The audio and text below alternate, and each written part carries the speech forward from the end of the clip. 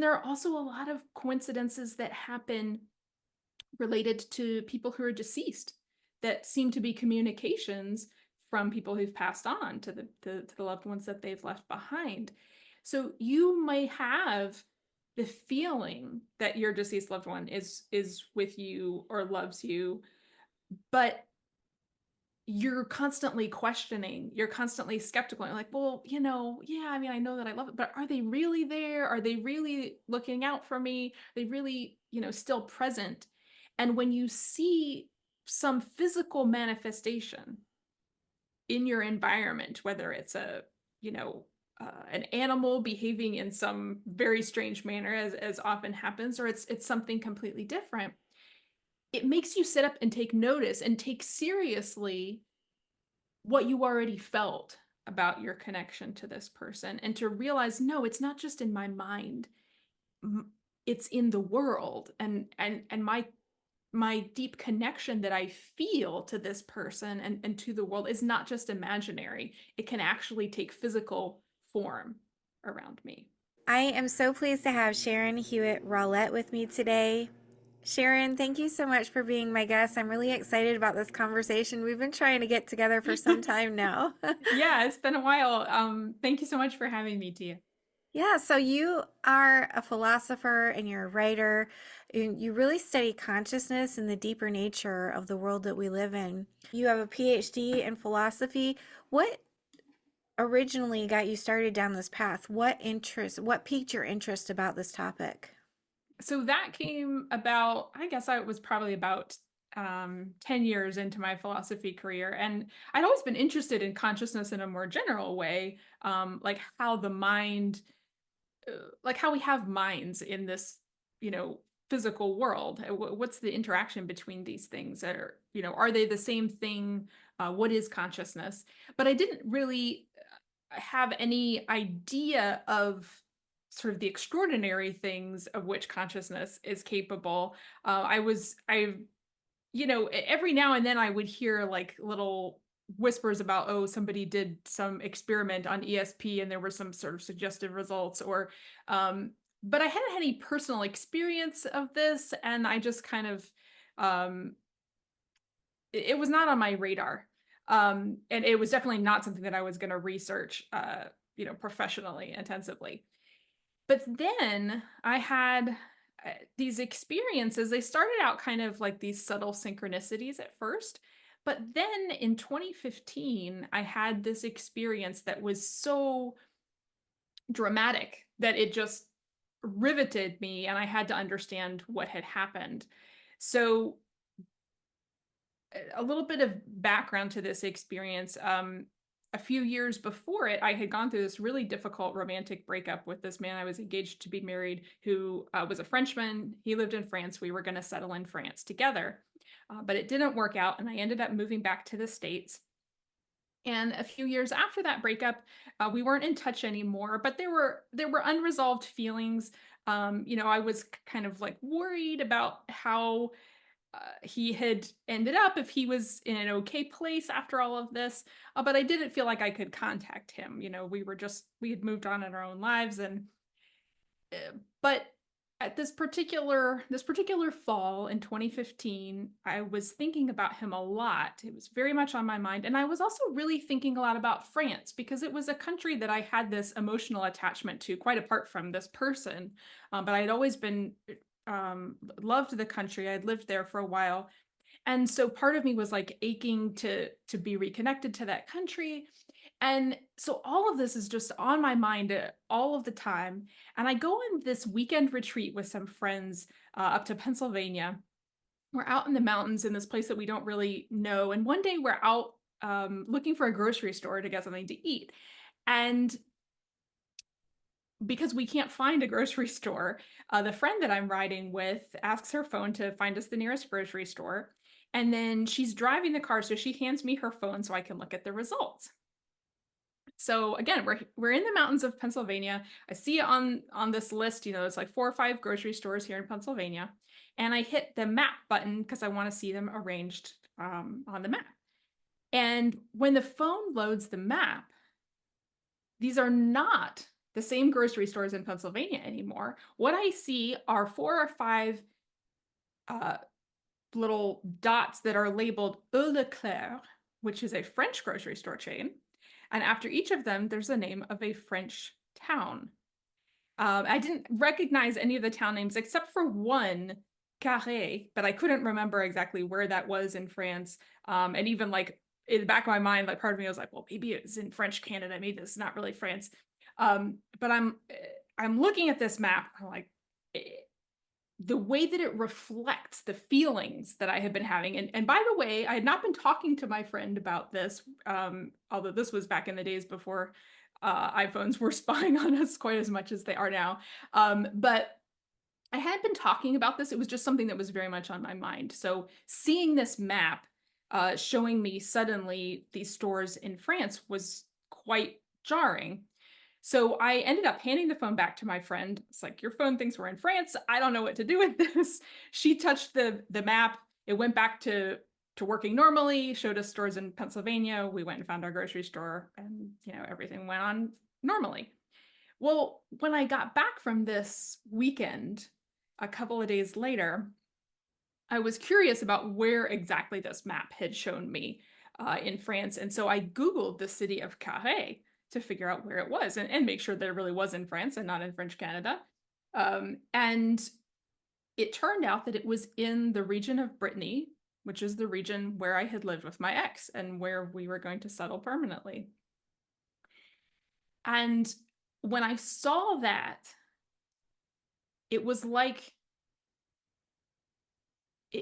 suddenly I just knew that that phone must have been showing me where my ex was on that day. Even though the city of Carré was not particularly close to where we had lived in Brittany, I don't know, it was maybe like an hour or two away.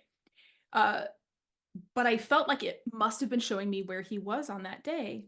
I didn't want to contact him and find out where he was. So I was like, I don't know how I'm going to find this out, but I just typed into Google his name and the date. And lo and behold, there was a page from his blog. He's a writer too. So he had this blog. And for that whole year of 2015, he had posted 4 or 5 events that he was going to be attending. And one of them was on the very day that the GPS incident happened. And it was in this little town called Kerglof. And when I Googled the town of Kerglof, it turned out that it was within 2 miles of the center of Carré. So it was like this little suburb of Carré. And so if indeed he was in that place on that day and he had asked his phone to show him the nearest grocery stores, he would have seen the map that I saw in Pennsylvania. Your mind must have been blown. I don't even know what you would be thinking at this point in time. Well, first of all, when it first happened, I was like shaking because there was such an intense emotion related to this. I mean, everything that I had been thinking about for years, honestly, at that point. And it felt like suddenly this thing that had been so intensely inside of me, now it was outside. Somehow something in the physical world was responding to my thoughts, to something about the connection that I had with this person. And part of what it was actually kind of disturbing because I had moved on in my life. I was in a different relationship. I was actually married at this point to someone else.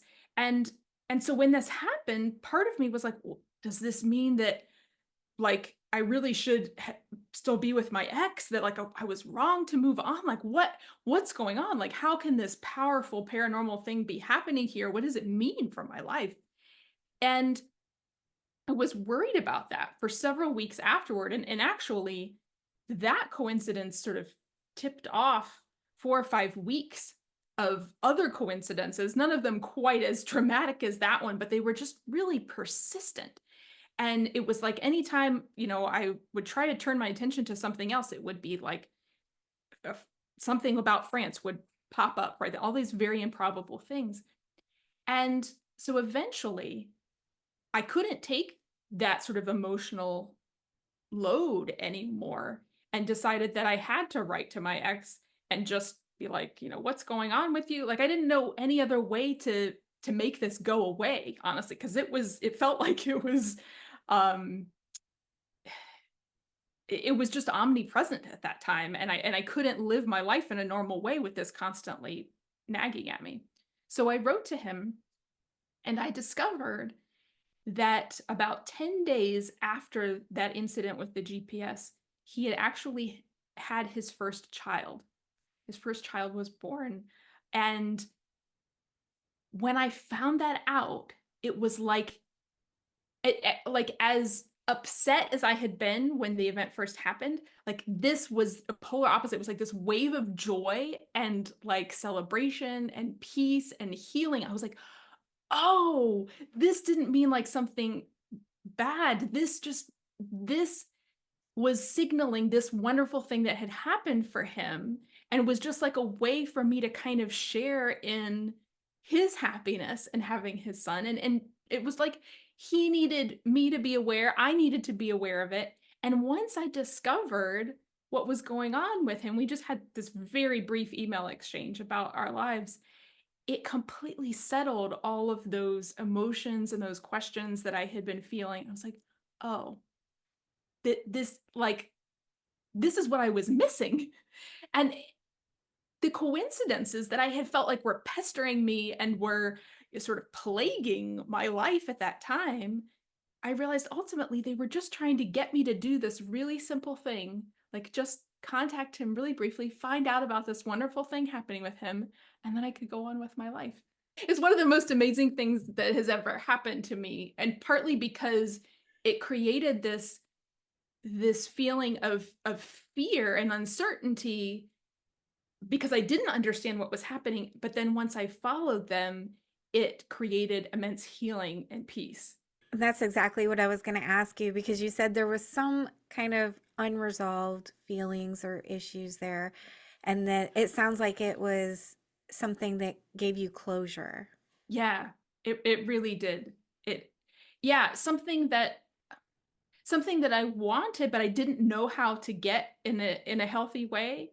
And and those coincidences just kind of like, you just got to do this. You just got to do this. And when I finally stopped resisting, it worked out beautifully. So that is just a miracle in itself. And this is something that not everybody experiences. Why do you think this was for you? This was an experience that the universe or your consciousness created. Well, that's a question that I've thought about a lot, is like, why do some people have these experiences and some people don't? And I will say too that in my own life, like that was almost 9 years ago now that happened. And I mean, I've had some interesting coincidences in the last 9 years, but nothing of that level of specificity and improbability, nothing life-changing in that way. And what that kind of leads me to think is these kinds of events come into our lives at really, really specific moments. It's not something where you should expect, even every year that, something amazing like this is going to happen to you. Like, it might happen once in your life. It might not even happen ever in your life. It depends, I think, on what it is you need. What is your life journey? What are the problems that you're working out? What are the things that you're called to do as a person? Because I do think that there's something like a calling or a destiny that we have as individuals. And in my own life, I think that event with the GPS served a couple of purposes. So first of all, it gave me this healing and closure that we were talking about, but also it launched my career in a completely different direction. And it made me suddenly take seriously these paranormal events, or, paranormal adjacent events like synchronicities, to the extent where I, first of all, felt like I had to try to understand them philosophically and scientifically and statistically. but also felt like it was really important for me to talk about them and write about them publicly. Whereas before I wouldn't have been willing to do that. It was just sort of something, that I was privately considering. But once that happened, I was like, there's no doubt in my mind. Like that's not something normal that happens. And not just the improbability of the event itself, but the amazing effects of that event. And so I do feel that that event was supposed to happen in my life because it was supposed to move me in this direction of studying these things and talking about these things publicly, and that I wouldn't have done otherwise. And so for some people, I think it, I guess the thing is that moment in my life, certainly there was an enormous need for this event. And I think that that's part of it. I think these events tend to manifest when there's there's a problem that you're facing or a need that you have that there's no other way that you can figure out how to meet it. At the same time, that's not to dismiss the fact that some people have intense needs and intense problems, and they don't get those kinds of events coming in and helping them or solving them. So they're more likely when you have that kind of, when you're in a very difficult place. But that doesn't mean that you're always going to get them. Sometimes we're just supposed to puzzle things out on our own. Sometimes we're supposed to make our own way. At least that's the best sense that I can make of it at this stage. And I find it interesting. I was just having this conversation earlier today with someone about suffering creating spiritual experiences in our Mm. journey, and how it's so strange that it's suffering that causes that, or something that we consider negative. So you started researching consciousness, and where did this take you? Well, the very first thing that I did was try to understand if this event that had happened to me was really that impressive statistically. So I really wanted to understand probability theory. I wanted to understand how other people had dealt with these kinds of events, thought about these kinds of events, and figure out how do we really frame this mathematically to understand uh, how unusual this event was. Because like part of me was like, well, but like, what if it this kind of event, like, it just happens by chance, every, so many years or months to people, like, is there a way to quantify that? No, this is the sort of thing that is too improbably meaningful to just be the result of chance. And so I really wrestled with that from a statistical perspective for several years. And actually, the first thing I published on coincidences, besides maybe some blogs or something, was a an academic article in the Journal of Scientific Exploration about probability theory related to coincidences. Because what I discovered is nobody had done the really deep digging that I wanted to do on that topic.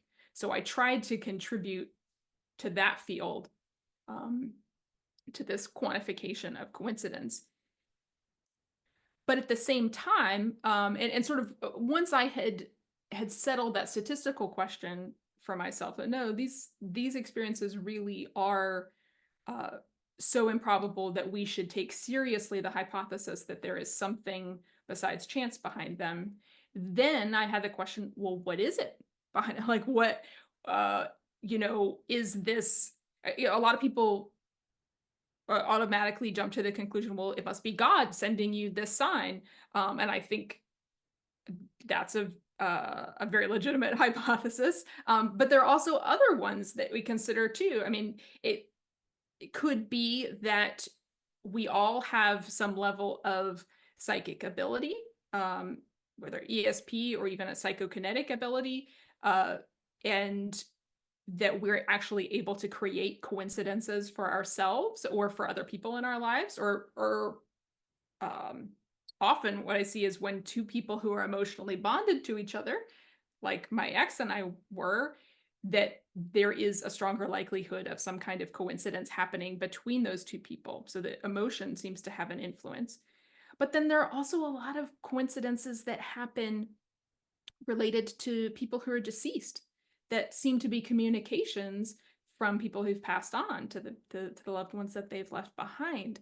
And so I ended up actually writing a pretty enormous book on the topic of the source and significance of coincidences, because there are so many different possible sources and so many different um, meanings that these events have for people. And I wanted to to talk about them in this wider context, not just of all the different kinds of coincidences that people experience, but also all of the other sorts of extraordinary events that people experience, whether it's other things, whether it's near-death experiences, whether it's people's memories of previous lives, whether it's examples of ESP or and telepathy or what have you, and try to understand the connections between all of these different phenomena and how each of them, each of these phenomena teaches us about the operation of the other ones.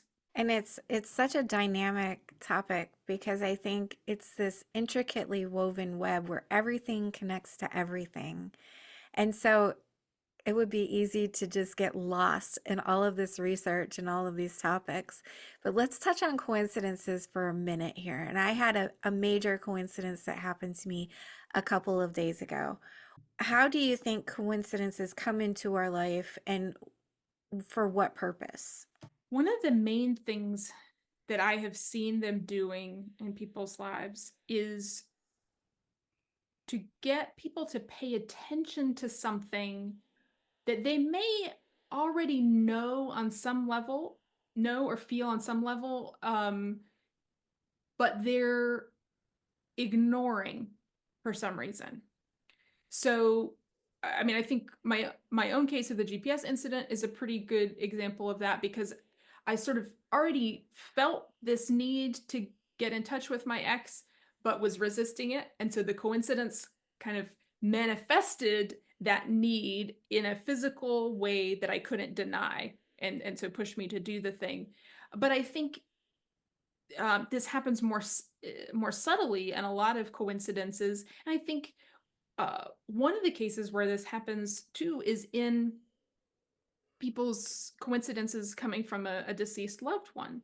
So you may have the feeling that your deceased loved one is with you or loves you, but you're constantly questioning, you're constantly skeptical. You're like, well, yeah, I mean, I know that I love it, but are they really there? Are they really looking out for me? Are they really, still present? And when you see some physical manifestation in your environment, whether it's an animal behaving in some very strange manner, as often happens, or it's something completely different, it makes you sit up and take notice and take seriously what you already felt about your connection to this person, and to realize, no, it's not just in my mind, it's in the world, and my deep connection that I feel to this person and to the world is not just imaginary. It can actually take physical form around me. So it's almost like training wheels for our intuition in a way. Yes, that's a great way to put it. I do think that it's the coincidences happen to make us tune in to that intuition. And because, at least for me, like, I'm a very analytical, like, scientific minded person. Like, I'm constantly questioning things. And I'm not very good at listening to my intuition. Like, I'm very good at just pushing away feelings and moving on with what I'm supposed to be doing on a particular day. But when physical events start mirroring back to me the things that my intuition may have been telling me, then I'm like, okay, now I really do need to pay attention. But I have gotten better. Like you were saying, training wheels for our intuition. I feel like through the years of experiencing these coincidences, it's like now I don't need them as much to point out that intuition. I can get the information directly from the feeling much more quickly and efficiently than I used to be able to. I don't dismiss the feelings as quickly.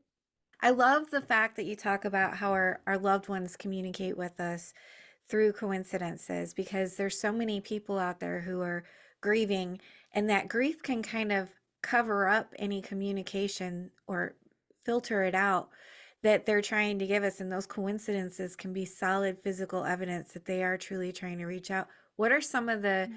coincidences that you see? Are there any common ones that you see that loved ones send from the other side?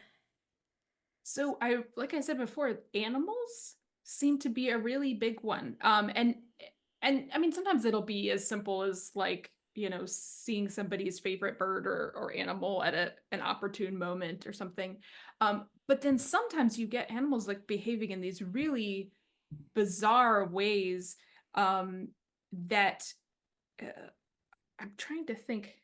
Oh, it was a friend of mine, um, had an experience where I forget how she had connected her parent. I don't remember if it was her mother or father, but her parents' spirit to this butterfly that she was seeing.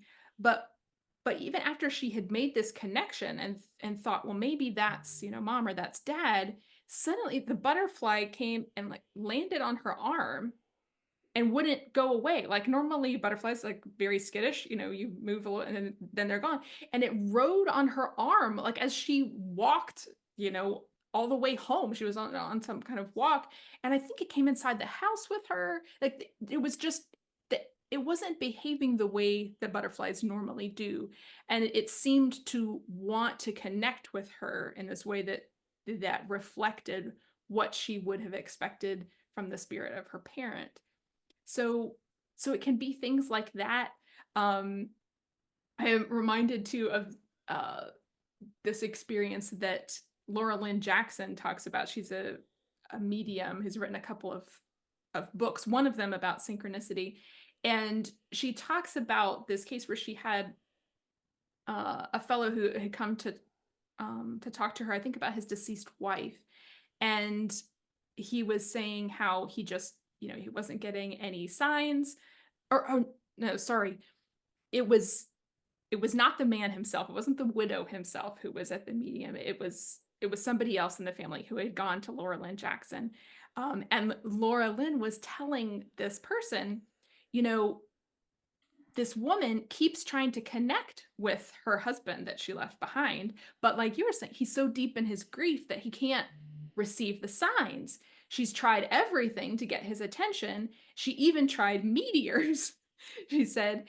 And this didn't mean anything to the person getting the reading at the time. But then she went home and she talked to the widower, and he said, "Oh yeah, I was driving home this one time and I saw these things streaking through the sky. They looked like meteors." He said like they were so intense that when they were getting close to the ground, I like braced myself for the impact. And he said, "But I like, shut my eyes and then nothing happened. They just like disappeared." And but again, he didn't make the connection to his wife. Like he just thought, "Oh, well, that was a weird thing," and just like went on grieving for his wife. And it wasn't until this medium independently came up with this and was like, she was using meteors to try to get your attention and you were still not getting it. It's just some of us are very thick-skulled. It's very hard to get the message across. Me, I am one of those people. And so meteors, that's such a big thing. Well, and I mean, who knows what it actually was. Like obviously he was experiencing seeing this meteor, but there didn't seem to be any impact. So maybe it was really like a visual that she was like creating in his mind, or I don't know the mechanics of how these experiences are given to people. That's what I was going to talk about is how, how do we experience these physical things from a spiritual side of our life to see the meteors? And even if they weren't truly there and it was a visual that he received, there's something to be said about how we create our reality and Mm. how it's a collective creation, a co-creation as well. No, I'm actually fascinated by this question of um, how physical some of these events are. And part of what really drew me into this question is when I started doing afterlife research. So I ended up writing a whole book on evidence for survival of death. And one of the big pieces of this evidence is people who see apparitions of their deceased loved one. Like it's exceptionally common for people to see an apparition while they're awake. They can see their loved one there for a few seconds, up to maybe a minute or two. And what I wanted to know is, well, is there really a physical object there? Or is it in the mind? What's happening? And there are lots of different clues to how this is working. So one of the things is that there are some apparitions that are seen by multiple people at the same time, and they are seen just the way that they would be from different angles in the room, right? So it seems like that person is in consensual reality, as we would say. Like they're there in the same way that other physical objects are there, but at the same time, they um they take on, but like people always have this question, well, why do ghosts wear clothes, right? Like like if it's a physical spirit, like why are they wearing, their favorite outfit from when they were alive? Like that doesn't make any sense. So it doesn't make any sense if what you're seeing is the physical spirit. It makes sense if what you're seeing is something that is physical in one sense, but is also a manifestation of that person's mind and their desire to communicate with you. And so there seems to be a way in which, on certain occasions, people on the other side, or even sometimes people who are still living, can dramatically impact the physical organization of our world in order to create these very physical manifestations of of themselves sometimes, or of other things. And I guess what really intrigues me about this is what does that say about how the mind and the physical world are connected to each other? And what I've ultimately come to, at least right now, is the understanding that all of the physical world is always part of the mind. Like it's one way in which mind is manifesting itself. Is this world that that follows certain rules, these experiences that we have that follow certain rules, so that we can all agree, there's a chair here that I'm sitting on, or there's sun streaming through the window. We all see the same thing, but ultimately what that means is we all are having the same experience, or experiences that are suitably congruent with each other. They're related to each other in the right way. But ultimately, that's all that's happening. It's just we have all of these experiences that are aligned and organized in this way. And so if sometimes there's a mind that has a very strong need to change the organization of our experiences to communicate something to us, there's no physical barrier to that, in the sense that mind always came before the physical world. It's always just been a manifestation of that. And so it's actually quite logical for the mind to be able to bend the physical rules or organization of that world. That's maybe a little bit a little bit too abstract, but No, I like that's it. where my philosopher's mind goes. So I was thinking as you were talking about that, if we're all having this experience of the chair that you're sitting on and the wall behind you, I can see that, it's there, the audience can see that. Wouldn't that point to the fact that we're really just one? We're all having the same Hmm. experience. Well, in some ways, yes. But then in other ways, we're having different experiences, right? So you and I can see the same chair, or we can see the same situation, and we're going to not only experience it differently emotionally, but we might even visually perceive it slightly differently. Um, So I don't know if that itself is evidence that we're all the same mind, because we obviously have differences. But I do think it is evidence that we are connected, that somehow we're we're we're connected to the same source, or to something that is organizing everything that we're experiencing. And for the last 100, 200 years, it's been scientific orthodoxy to say, well, that thing that's connecting us all is a physical substrate. Like, we're all having the same experience because we're all interacting with the same physical objects. And we ourselves are just physical objects interacting with other physical objects. But there is a completely different way of thinking about that, in which it's not the physical substrate that is ultimately connecting us. It's rather this non-physical connector. Um, and that opens up a completely different way of understanding the meaning of what we're experiencing. Because the physical answer to that question says, well, there can't be any meaning, because the physical world doesn't have any innate meaning. And so your experience, if it's ultimately just a physical thing, it can't have innate meaning. But there's no reason that we have to give that answer to the question. If it's ultimately mind that is organizing our experiences, that is bringing them together in the particular pattern that we're experiencing, then it could absolutely be the case that that mind has a purpose in doing that, and that we could, in some part of ourselves, also intuit that purpose or have some kind of innate connection to it. Right. It makes sense. If we're a part of it, then we should have that information somewhere available Yeah, to us. And yeah. you've taken such a deep dive into all of this. You recently founded the Mind and Meaning Institute, where you take a scientific look at some of these spiritual questions, life's bigger Mm-hmm. questions. What kind of questions are you exploring? Well, the big one that we have started researching recently is this idea of destiny.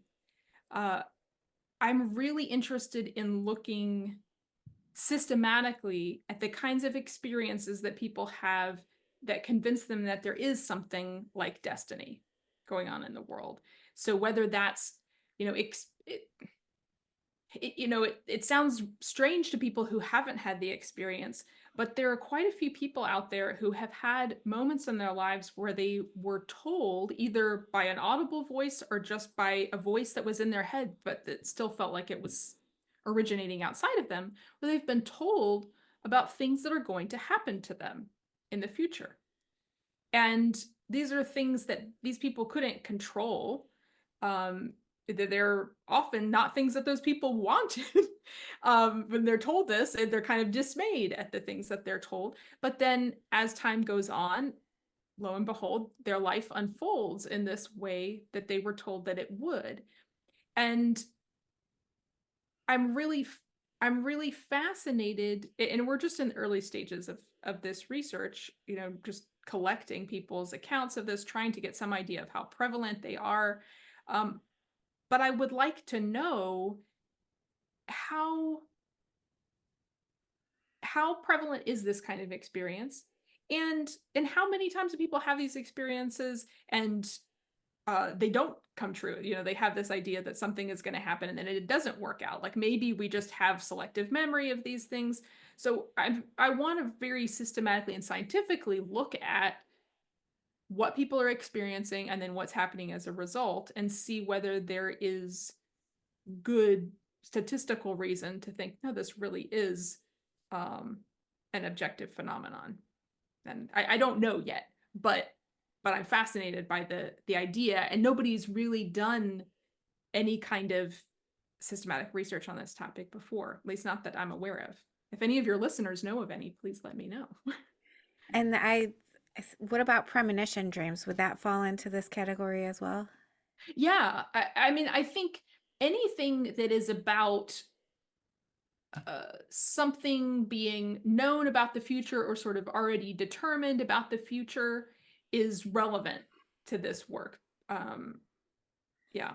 That brings up a curious question for me about free will. If everything is already determined, what does that mean about free will for us? My impression from the research that I've done so far, uh, from hearing a lot of different people's stories, doing a lot of different reading, is that there are both elements that are of our lives that are predestined in a sense, and there are also ones that we can choose freely. So it's life isn't all one or the other, but there are sort of certain things like elements of our calling, elements of our destiny, these certain things that are supposed to be part of our life experience. And some people talk about having memories of having planned their life before they were born. So they have memories of being in heaven or somewhere on the other side, whatever you want to call it, and having chosen certain elements of the life that they were about to lead. And but that doesn't mean that they haven't gotten to make choices in their life. It's almost like those events come about and they present to you a choice. So they put you in a particular situation where you have certain opportunities or certain challenges, and then it's your job to figure out what to do with it. And so I think our lives in that picture are more like a dance. Like there's certain rules about like different kinds of um, how the dance is going to be set up, certain kinds of moves that you and your partner can make, but then you have to improvise too. Like part of it is just the art of being on the dance floor and moving with your partner and responding to what's happening at the time. Life is like that too. You're given certain things, but it's all about what you make out of those events that happen to you. So it's definitely not just one or the other. Someone once described it to me once as a choose your own adventure book. And I like that because I read those when I was a I little know, kid. I But love this too. the dance is a little more sophisticated way of describing it, I No, think. I love the choose your own adventure. Yeah. Turn to page 65 if you make this choice. Yes, and I would read Yeah. all the different scenarios just to see what happened in every Yeah. one. Well, that's really interesting because one of the questions that I've had, in my sort of thinking about the ultimate nature of the cosmos is, okay, so we make choices, but like if we want to go back and like try the same life again but make a different choice, can we do that? Like there seems to be um I think there is at least with us in our human selves, there's this curiosity, right, about and this creativity of wanting to try different things and explore different things.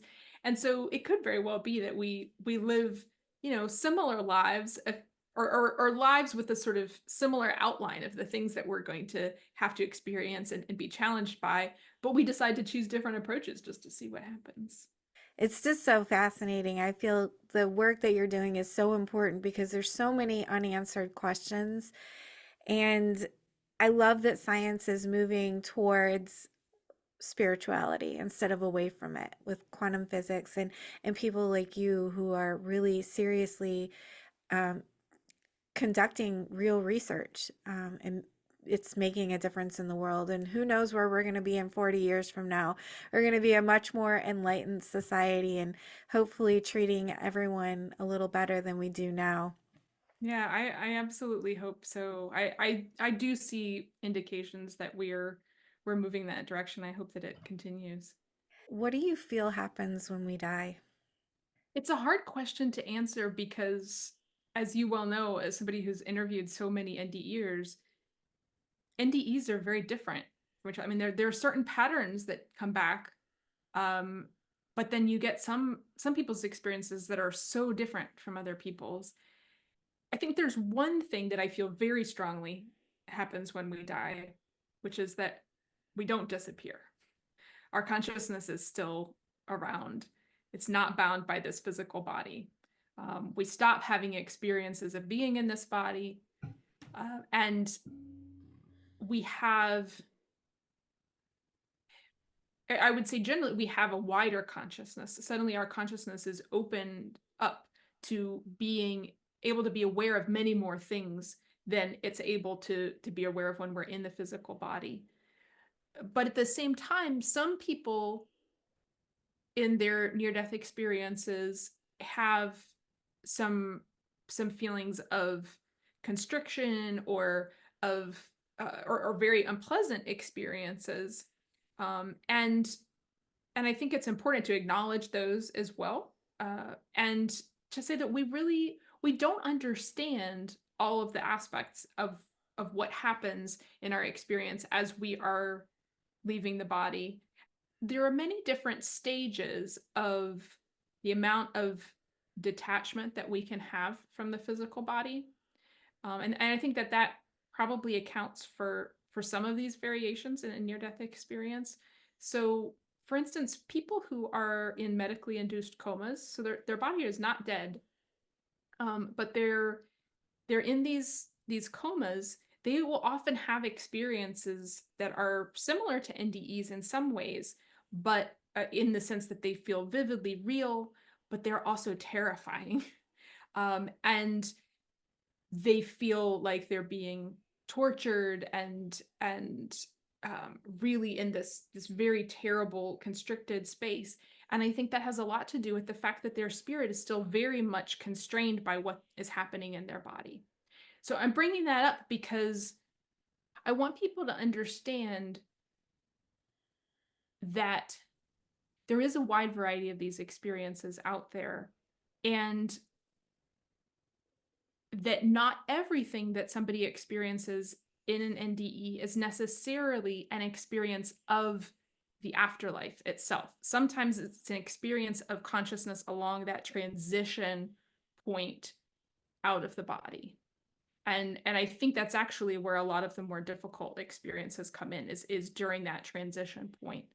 But it's still something, I mean, the science of this is still in its infancy. Even though we've been studying this for decades, there's still so much that we don't understand and that we're still trying to catalog, and to understand even the neuroscience and the biology behind it as well. But I think the one thing we can say is your consciousness doesn't disappear. It's still there, and it's just it's getting bigger.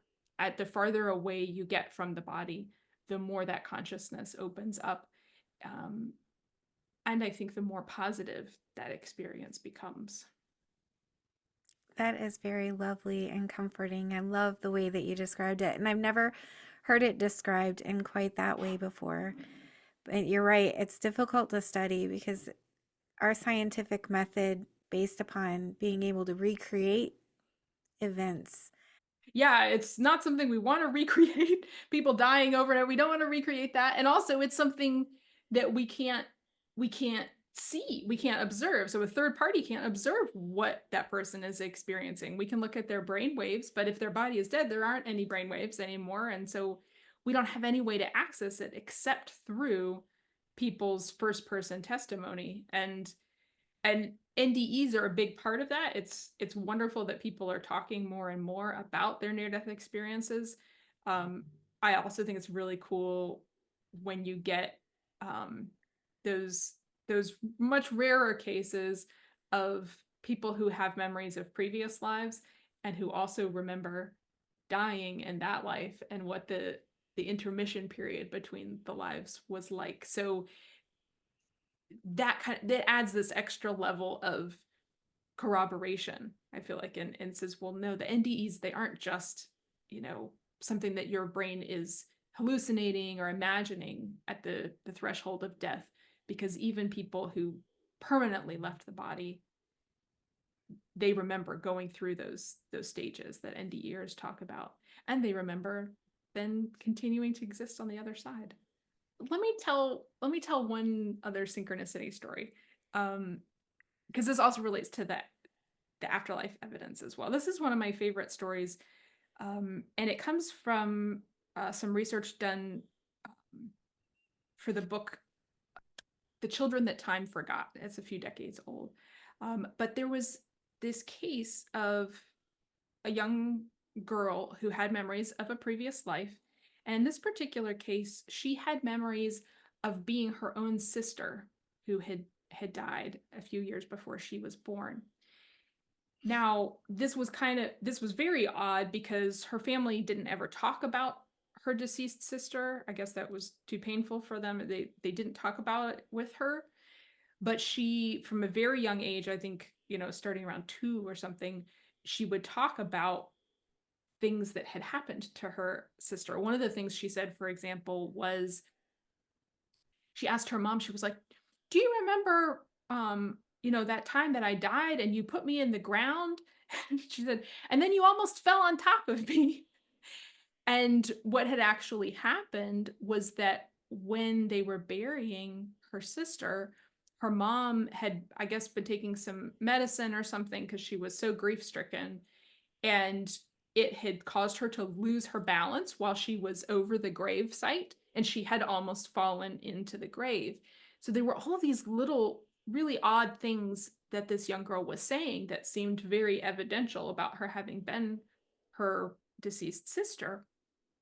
But the reason I'm telling this story is because when she was a little bit older, like, I don't know, 6, 7, 8, she asked her mom, "Do you remember the night that I died? You remember, let's see, how did she put it? Do you remember the star that was in the sky the night that I died?"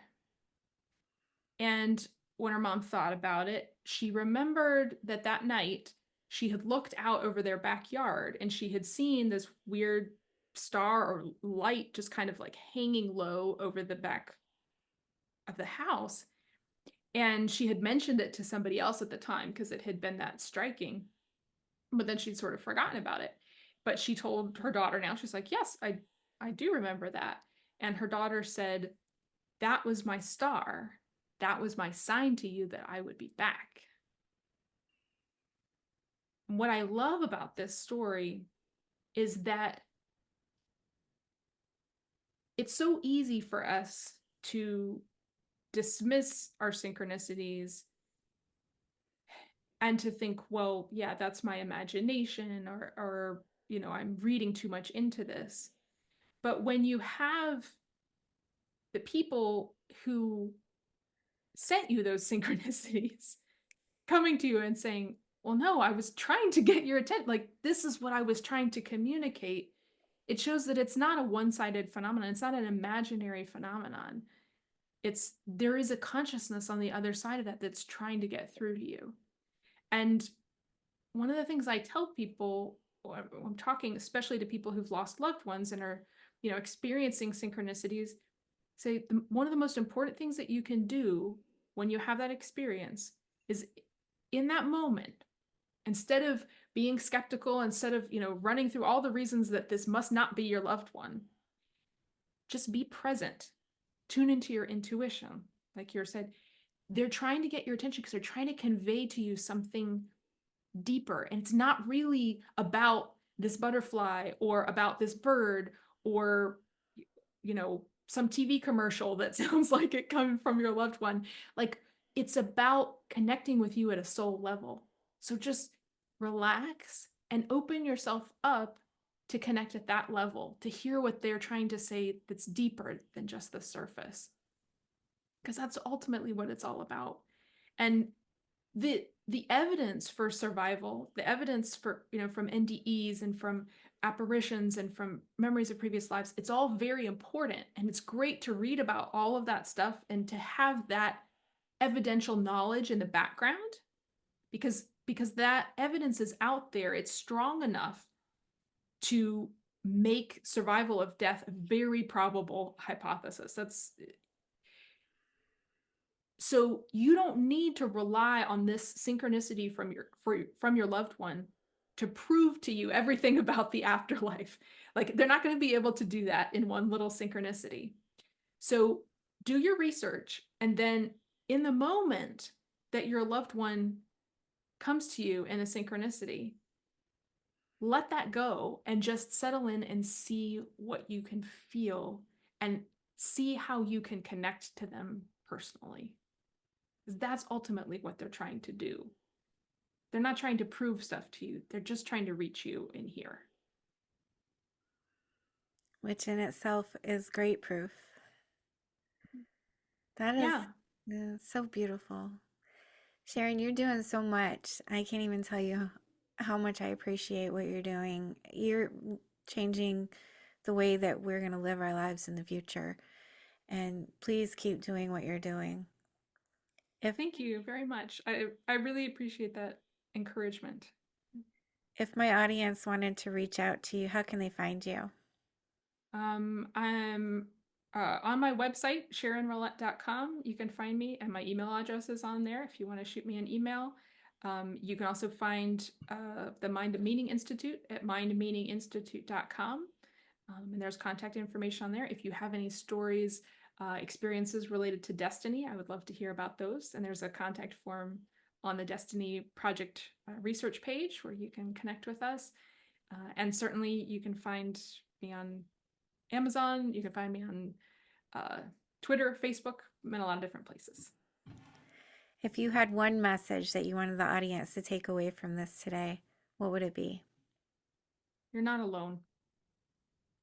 Um, all of these experiences point to the fact that you're not just some little soul isolated in a body, floating uh,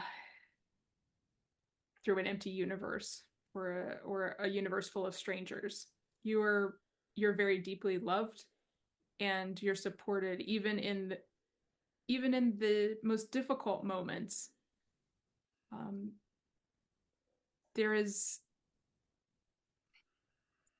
I was going to say intelligence, but that sounds too cold. There's there is heart, there is soul that is looking out for you, whatever you're going through, whether you can see it or not. Lovely. Thank you so much for being my guest, Sharon, and sharing all of your amazing knowledge and wisdom with us. Thank you so much for having me. Thank you for being here. I just want to tell you how much I appreciate you being here and supporting my channel. If you haven't already subscribed, please consider subscribing if you enjoy near-death experiences and other spiritually transformative stories. It helps the algorithm know that this information is useful and push it out to more people. And that's the goal, to get as many people to know that we are eternal spiritual beings and that we never die. Our bodies might die, but our essence will never die. And I want people to live with less fear. Let's all spread the word. Like, comment, subscribe, share, hit that little notification bell so you get all the notifications when my videos post. Thank you for all of your support. I'm sending love to you.